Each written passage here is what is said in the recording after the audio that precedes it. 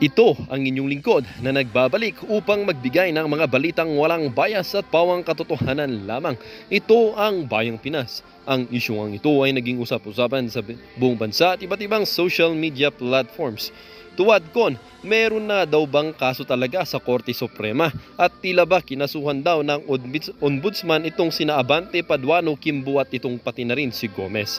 Itong si former President Rodrigo Roa Duterte handa na ngang magpakita dito sa tuwadkon na ito at harapin ang kanilang mga tanong patungkol sa war on drugs ng kanyang administrasyon. Dito nga natin makikita mga kaibigan na sana nga talaga ay itong mga Quadcon na ito o mga tinatawag nating Huadcon or Huad convicts ay tunay nga makasuhan na dito sa Korte Suprema at tulay nga sana na inimbestigahan sila ng ombudsman upang ang kanilang mga katiwalian at ang kanilang mga budget na kanilang ginagasta or kinukupit at binubulsa ay sana mga kaibigan ay maimbestigahan na upang may kulong na ito mga to na tinatawag natin na public servant, ngunit ang kanilang pinaglilingkuran lamang ay ang kanilang sarili at pati na rin ang kanilang mga luho.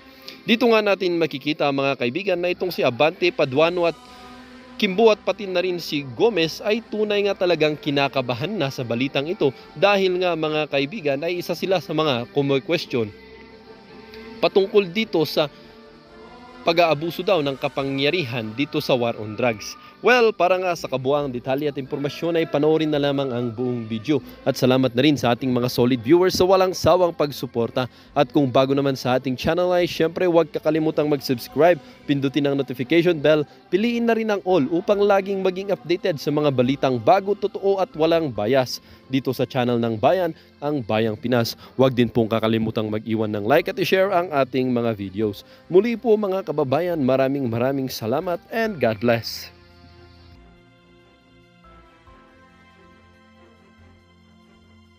Ating mga sinasabi. Gusto nilang ipatawag ang COA, gusto nilang silipin kung tama ba ang paggasta ng intelligence funds. Kung ganun, this is very unfair on the part of the administration of Duterte. And partly, this is unfair kay dating Pangulong Duterte. Kung yung intelligence funds na yan ay gusto nyong imbestigahan, bakit hindi nyo imbestigahan rin yung yung kagaya ng flood control, yung mga intelligence funds ng iba dyan, di ba? Kung sa totoo lang, naghahanap na kayo ng butas eh. Hello po, Ma'am Lichen. Naghahanap na kayo. Wala kayong, ano ngayon, kung gagamitin ni Duterte ang intelligence funds na ito, nakasaad ba ito sa batas na bawal ito? Yan ang malaking tanong eh. Bawal ba ito sa batas natin? Kasi intelligence funds yan eh. Gagamitin ang intelligence funds para sa kalaban ng gobyerno. Sino ang kalaban ng gobyerno? Di ba? Alam natin, yung mga kriminal dito sa bansa natin, kalaban yan ng gobyerno. Kung ginagamit yan para sa kalaban ng gobyerno, para sa kaunlaran ng ating bayan, anong problema doon? Yun ang malaking tanong. Kasi wala na kayong nagawa dyan sa tuwadkom kayong mga kongresista kayo, kundi ipapahamak nyo talaga na may anomalyang ginawa ang administrasyong Duterte. Di ba? Ilang buwan na kayo dyan? Ilang buwan na itong tuwadkom na ito? Hindi pa rin sila nakakita ng sapat na kasalanan ni Duterte. Wala. Kung i-analyze mo nga, walang direksyon ang kanilang hearing. Di ba? Hearing lang ng hearing. Doon, hearing. Kung sinong i-invite nila, hearing lang sila ng hearing. Pero walang direksyon. Anong direksyon ninyo? Ha? Hearing kayo ng hearing, hindi namin alam kung saan patungo ang kasalanan ni Duterte na gusto nyong patunayan. Ano ba ang kasalanan ni Duterte? Dito na naman sa intelligence funds. Dati, yung mga sinutay daw na mga kriminal. O ano ba talaga ang kasalanan ni Duterte? Yan ang malaking tanong namin eh. Hindi namin naiintindihan ang inyong hearing. Walang direksyon ang hearing ninyo. Di ba? Wala. Ito ay matapos ang pahayag ni Royina Garma ukol sa umano'y cash reward system sa drug war ng Duterte administration. Naniniwala ang ilang mambabatas na posibleng Sa totoo lang, naniniwala ako in my own opinion, na nagsisinungaling itong si Garma. I believe na walang reward system.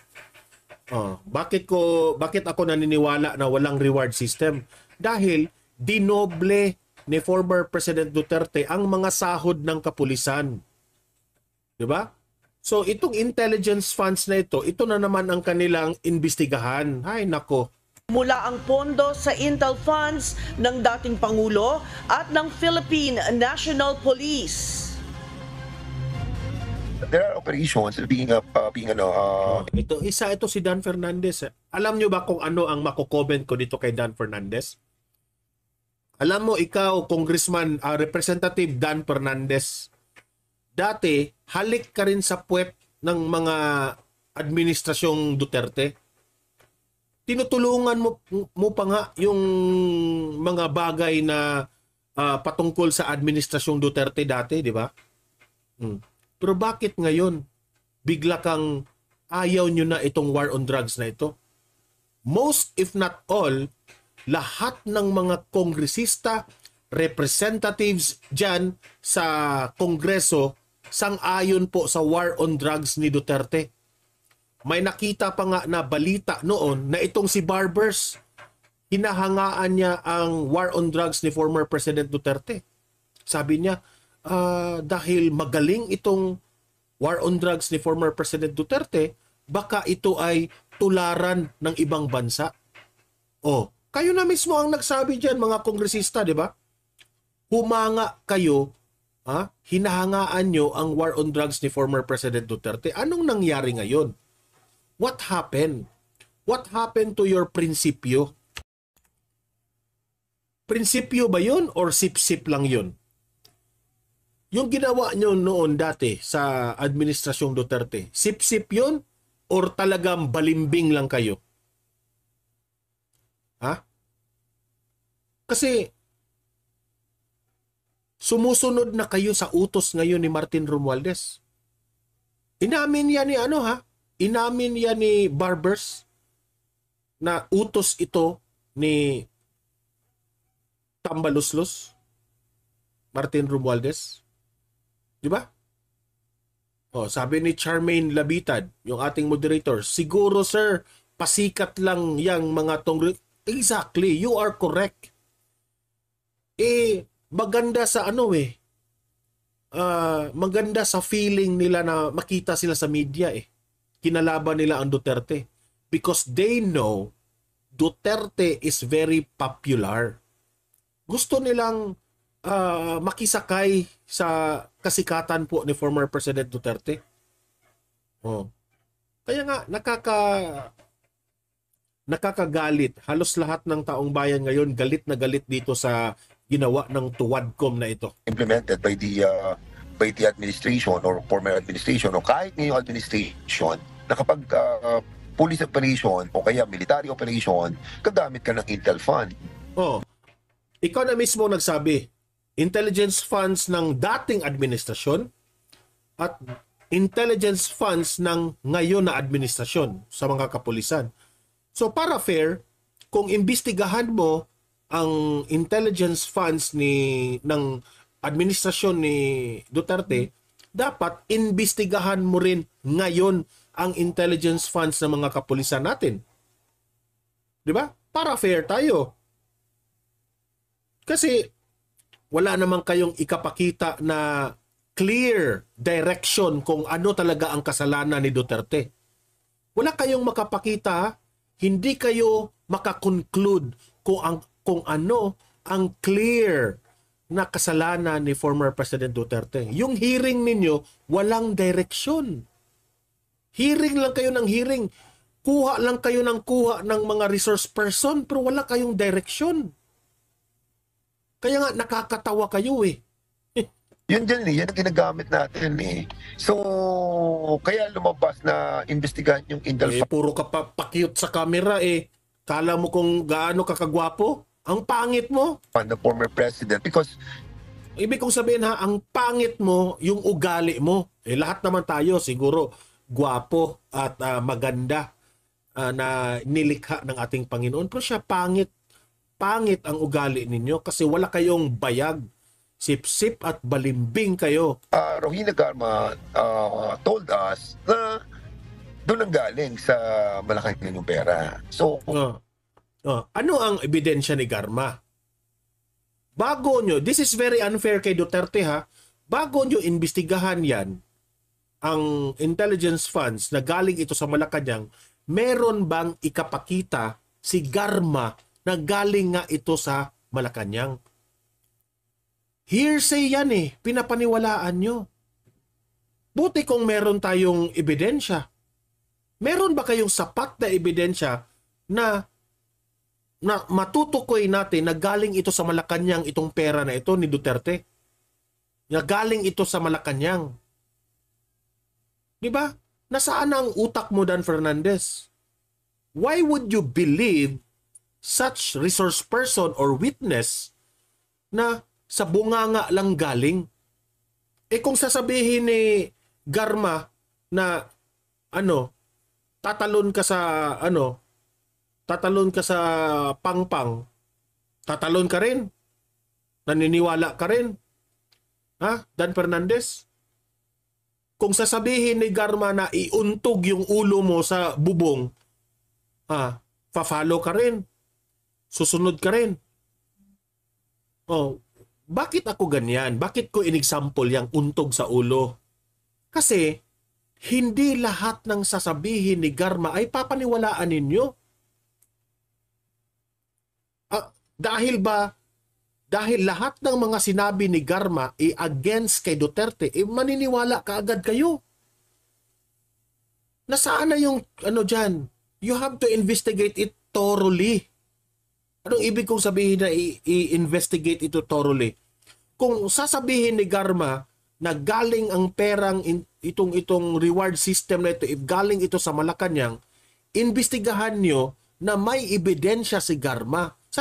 Dapat may follow-up question kayo. Dapat sasabihin nyo, Garma, dahil sinabi nyo na galing ito sa Malacanang itong pera na ito, ano ang proof ninyo? Meron ba kayong katibayan?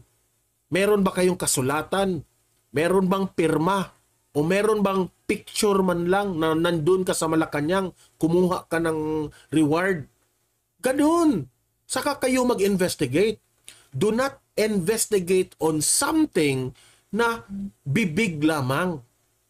Kaya nga kung sasabihin ni Garma, iuntog mo yung sarili mo sa bubong, Dan Fernandez, iuntog mo rin? What if sasabihin ni Garma, Representative Dan Fernandez, iuntog mo yung ulo sa bubong para lumabas yung mga sagot? Iuntog mo? Siyempre, hindi. Hindi ka ma-follow kay Garma, di ba? Kasi galing sa bibig niya. Wala siyang ikapakita na ebidensya. So why would you believe o bakit nyo i-initiate na papansinin itong mga sinasabi na ito na hindi nyo nga in-investigate kung totoo ang kanyang mga sinasabi? Di ba? Dan Fernandez, siguro tama rin itong mga sinasabi ng taong bayan na ikaw ay papogi lamang. Ha? Meron ka bang utak, sir? Kung meron kang utak, sana fair ka mag-investigate. Pinapaniwalaan nyo kaagad ang isang tao dahil against kay Duterte yung mga sinasabi. Yung mga sinasabi ni Richard Gomez na gumagaling at nag-improve ang kanilang city. Bakit hindi nyo investigahan yun? Bakit hindi nyo i-appreciate si Richard Gomez? Totoo ba, Richard Gomez? Magaling, ganun. You have to be fair in your investigation. Ang hirap sa inyo, kaya galit ang taong bayan sa inyo kasi hindi kayo fair sa mga investigasyon nyo. Mag-real talk na tayo, di ba? We need to find out saan talaga kinuha yung pera. We need to find out saan galing yung pera. Pero hearsay. Oh. Bakit hindi nyo imbestigahan yung sinabi ni Vice President Inday Sara Duterte? Sinabi ni Vice President Inday Sara Duterte, 2 tao lang po ang may kontrol sa pera ng taong bayan. At may sinabi pa si VP Sara patungkol sa Department of Education na dinagdagan yung budget. Bakit hindi nyo imbestigahan yon? Dahil hindi nila makuha-kuha yung allotted budget sa Department of Education, dinagdagan nila ang budget. Yun nagtaka si VP Sara. Bakit hindi nyo imbestigahan yun? Si VP Sara may dokumento. Oh. Diyan pa kayo nakatutok kay Garma na walang ebidensya. Si VP Sara may ebidensya yun eh. Remember?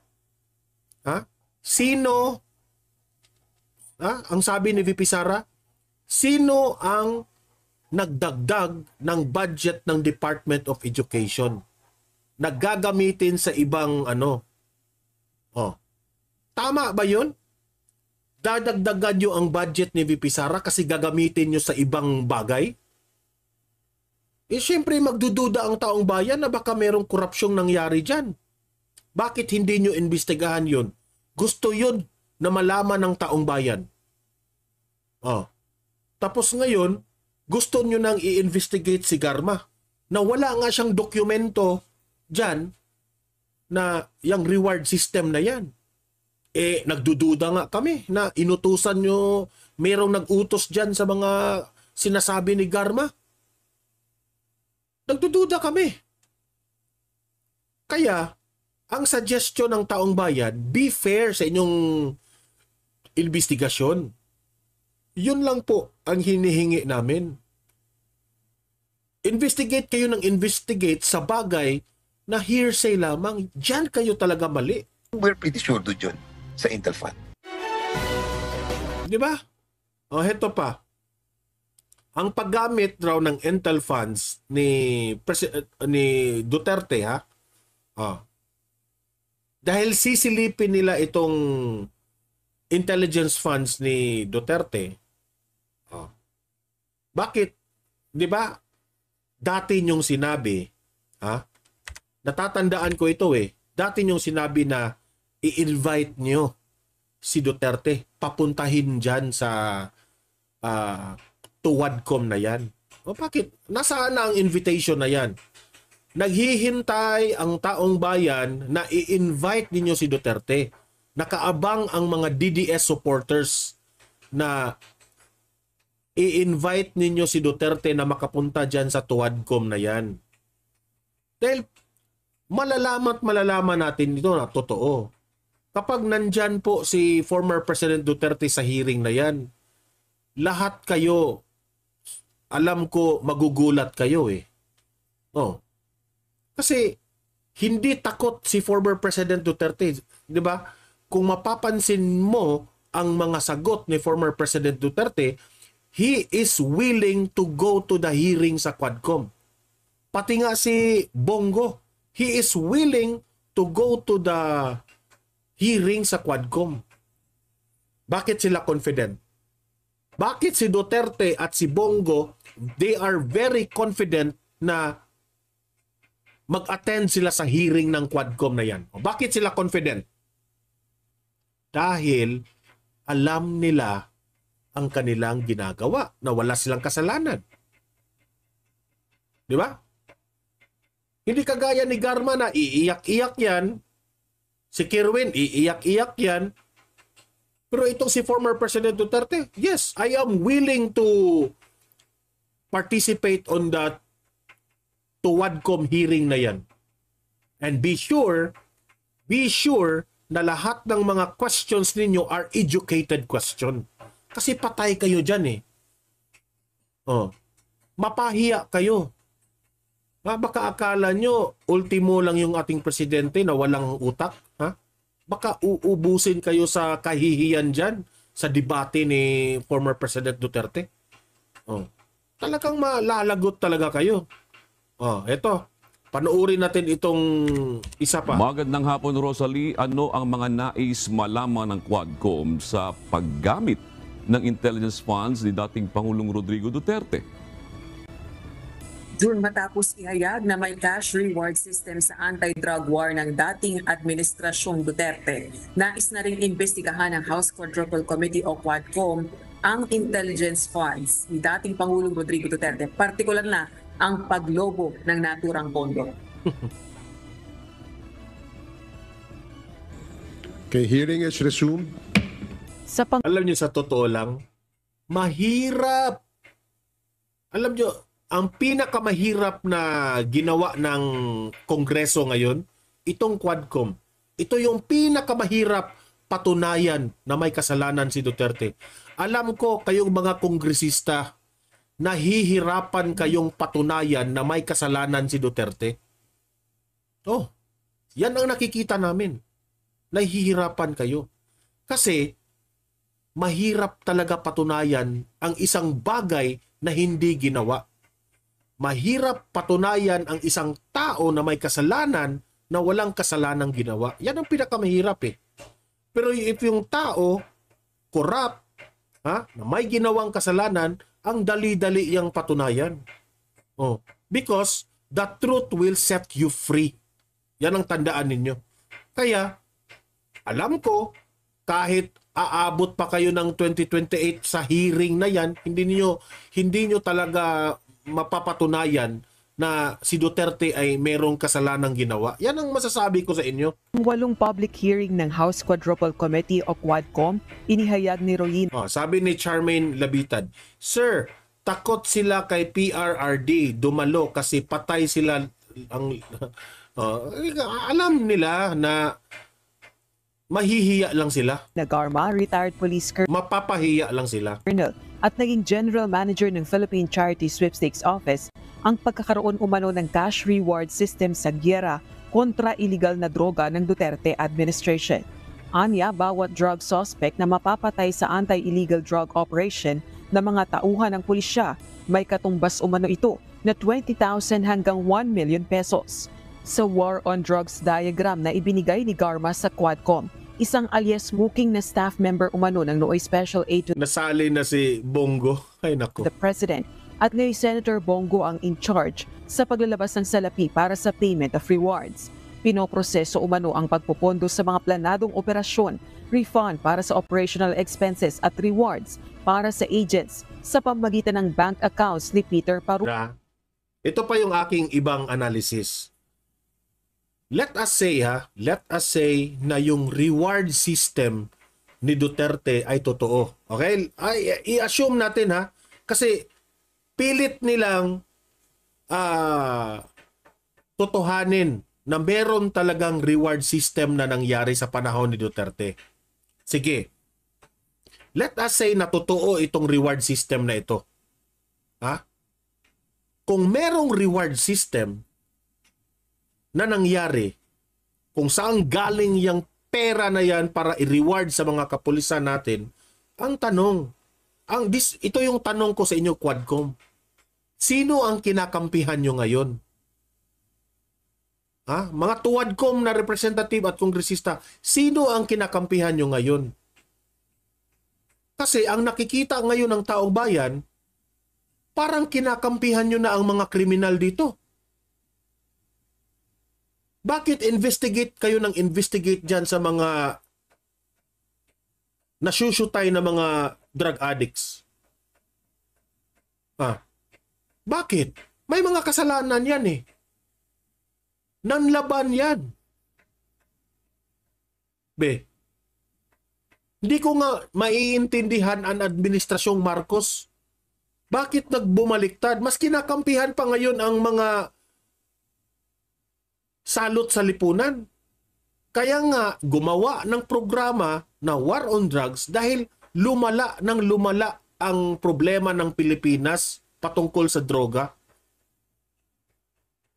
Bakit ayaw ba natin yun? Siyempre, poprotektahan natin ang kalagayan ng ating kapulisan. Ito yung tanong ko sa iyo, Bongbong Marcos and the mga kongresista. Papayag ba kayo na masyusyutay ang mga pulis natin? Yan ang maitanong lang. Papayag ba kayong masyusyutay ang mga pulis natin? Sige. Magpapasyutay na ako sa kriminal kasi AGK ito eh. Hindi. You have to overcome, sabi nga ni former President Duterte. Kasi if itong mga jadik na ito, kung malalaman nila na takot ang pulis, mas lalo silang mas lalong lalaki ang ulo itong mga jadik na ito. Alam nyo, sa totoo lang, kayong mga tuwadkom kayo, sa ginagawang hearing nyo ngayon, mas lalong lalaki ang ulo nitong mga drug lord at mga jadik na ito.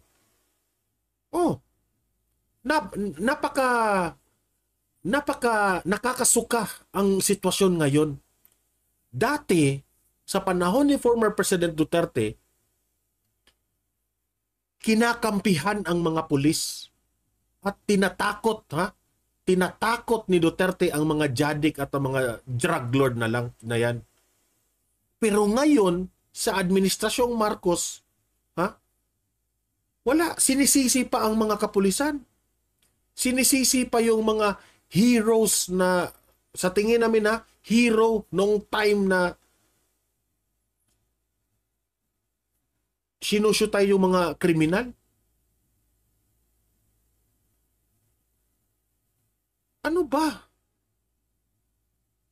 Hirap na ang taong bayan. Wala na ngang, bagsak na nga ang ekonomiya natin. Mahal yung mga pagkain. Nagmahalan yung mga pagkain. Tapos, magdo-dominate pa itong mga jadik na ito.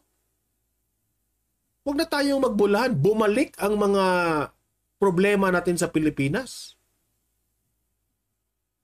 Nakakainis Sobrang nakakainis.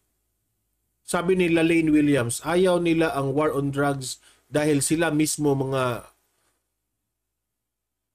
wala tayong ebidensya diyan, pero the fact na parang kinakampihan ninyo dahil ditong AGK na hearing na ito, itong tuwadkom na ito, lalaki at lalaki ang ulo nitong mga jadik na ito. Kalaban yan ng gobyerno. Dapat ang gobyerno astig. You have to show dominance over this mga kriminal na ito. Kung itong mga kriminal na ito, balik na tayo. Balik na tayo sa dati nating trabaho dahil hinihiring na nga yung kay Duterte. Ganon ang gagawin nila. Mas lalong lalaki ang kanilang mga ulo. Sa totoo lang, kayong mga tuwadkom representatives at mga kongresista, ang iniisip nyo, sarili nyo. Hindi nyo na inisip ang kalagayan ng taong bayan sa ginagawa nyong yan. Bakit pilit ninyong gawa ng kasalanan si Duterte? Si Duterte po, marami pong mga bata at inosenteng mga babae ang nasisave dahil sa programa niya. Hindi ba kayo nag-iisip?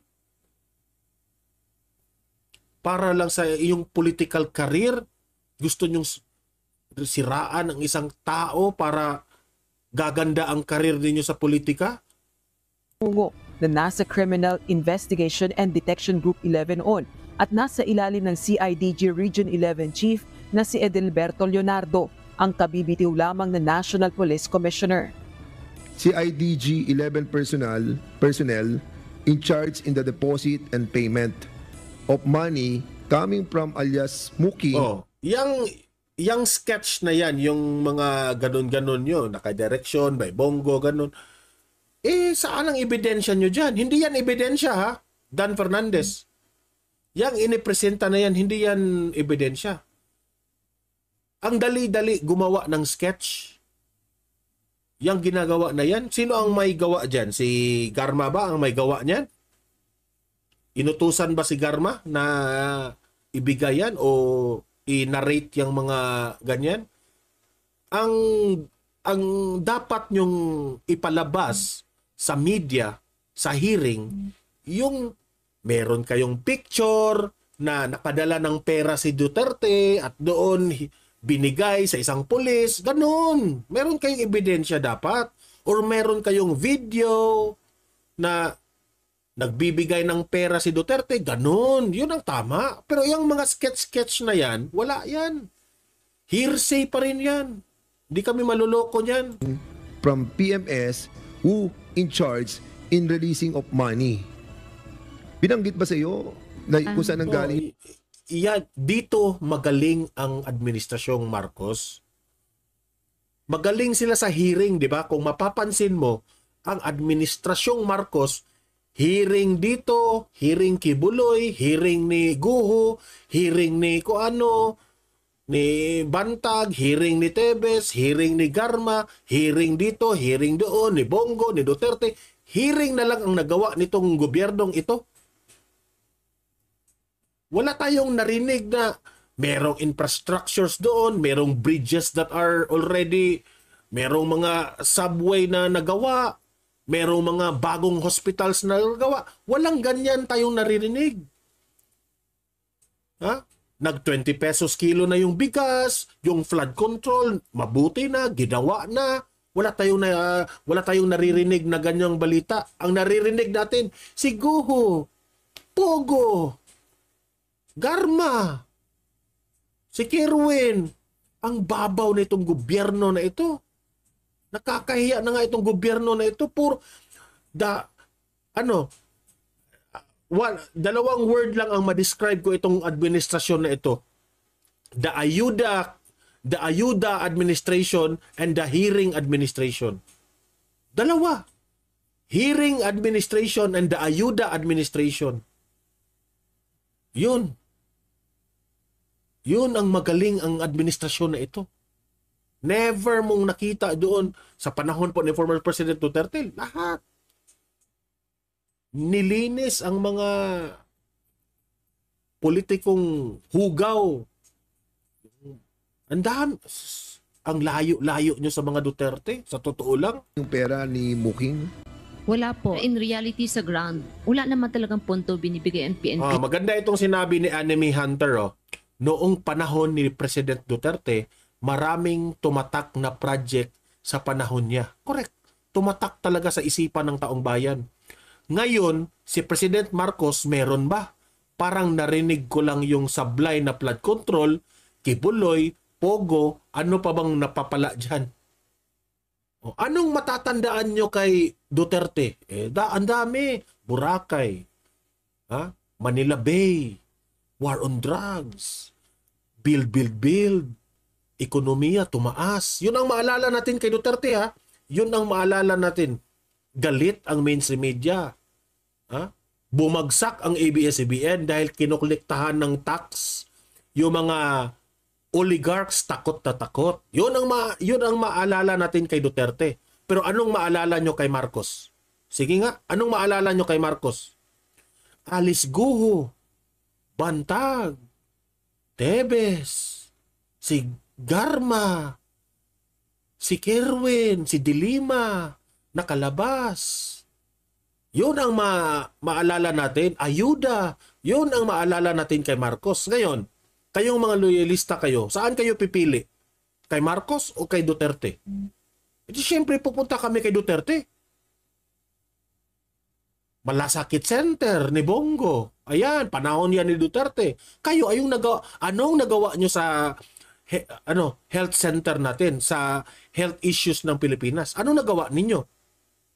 Wala. O Pasig River, meron pa. Di ba? So dapat nating palitan itong administrasyon sa 2028. Common sense. Sa Koplan.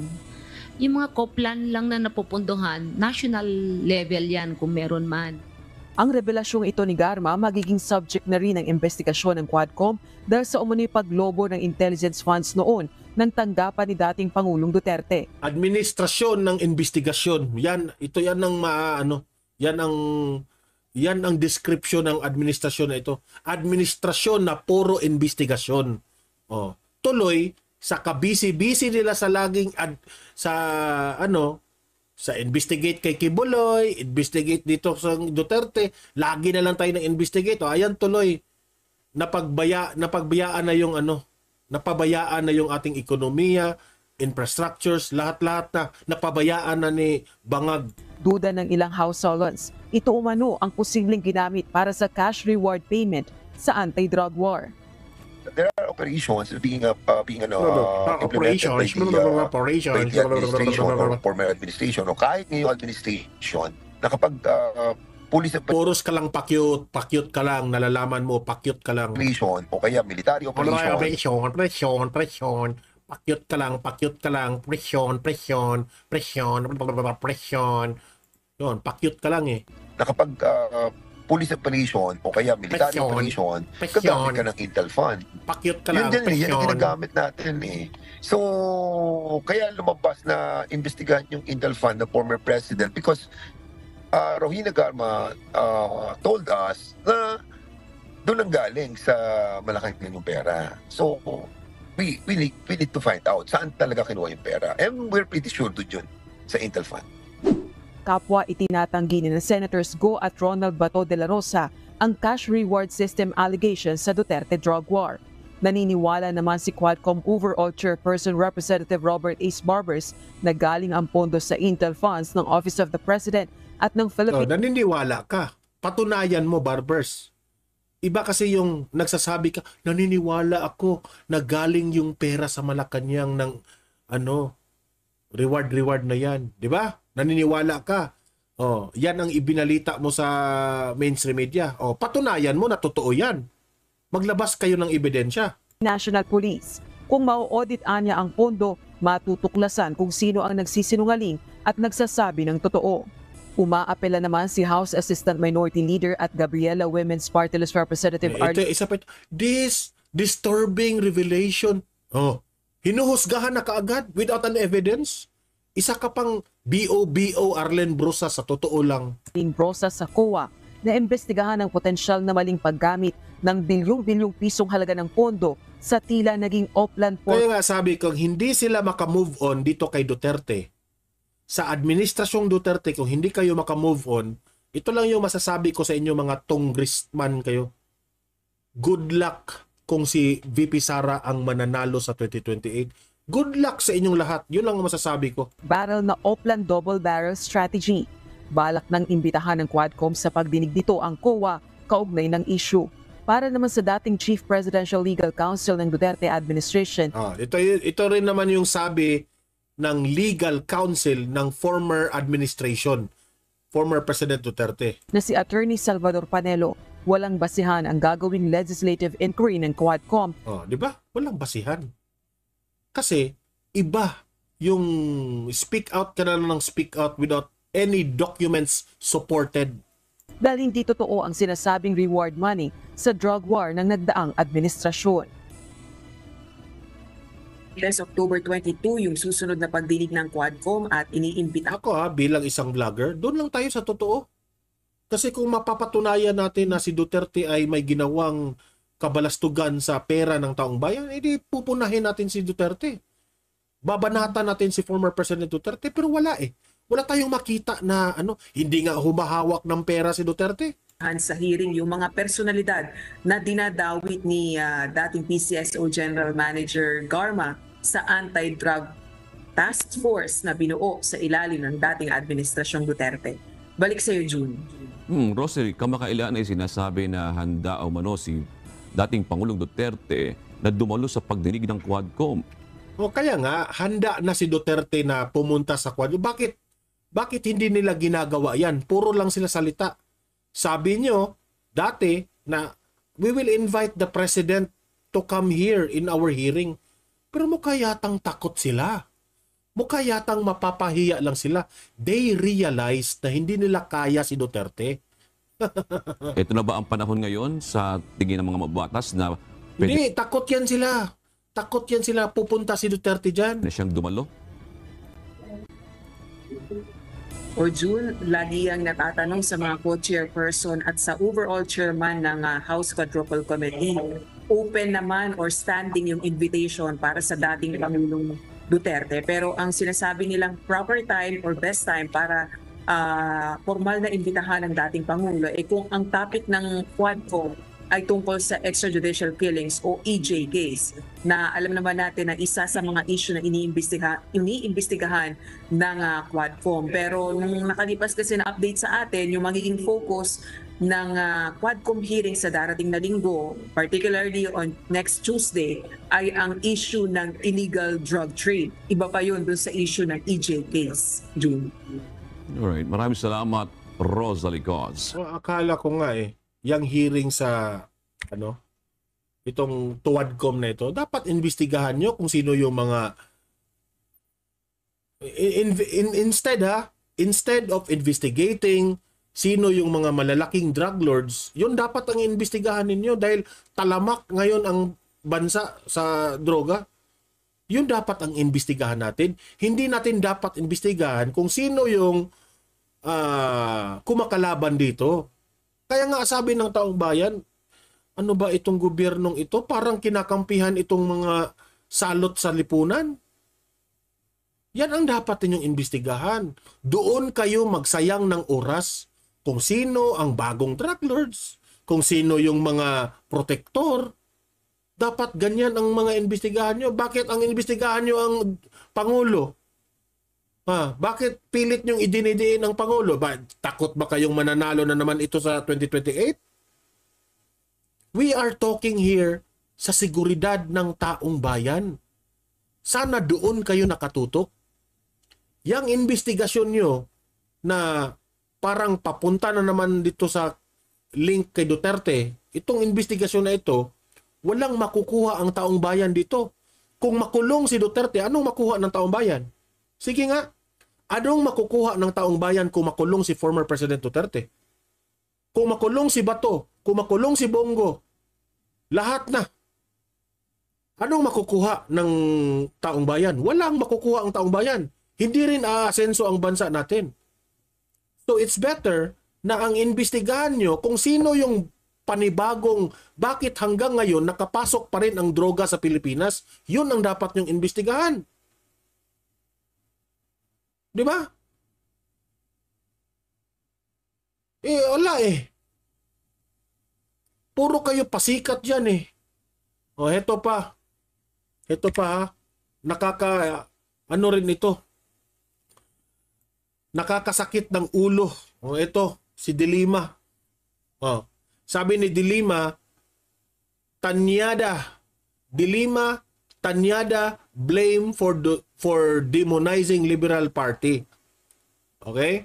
Si Dilima blame Duterte na nasira ang kredibilidad ng Liberal Party dahil sa mga sira ni Duterte. Grabe, sabi dito ng One News, grabe yung paninira nila sa mga dilawan. Grabe raw ang paninira. Alam niyo sa totoo lang, Hindi mga Duterte ang sumira sa dilawan. Kayo mismo ang sumira sa sarili ninyo.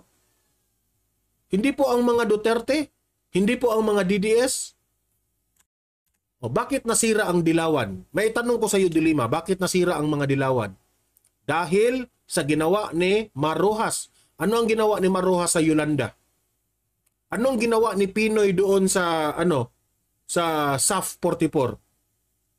So hindi pala si Duterte ang sumira sa Liberal Party. Never nanira si Duterte sa Liberal Party. Kayo mismo ang nanira sa mga Duterte, kaya nagalit ang taong bayan sa inyo. Yan ang totoo. Okay? Huwag niyong sisisihin si Duterte sa pagbagsak ng Liberal Party. Sisihin niyo si Rojas sa ginawa niya sa Yolanda. Sisihin niyo si Pinoy, yung presidente dati, kung anong ginawa niya doon sa SAP 44. Anong ibinigay niyang respeto doon? Nagiba ang inyong kredibilidad doon. Di ba? Sabi pa dito, former Senator Laila de Lima and former House Deputy Speaker Erin Tanyada blame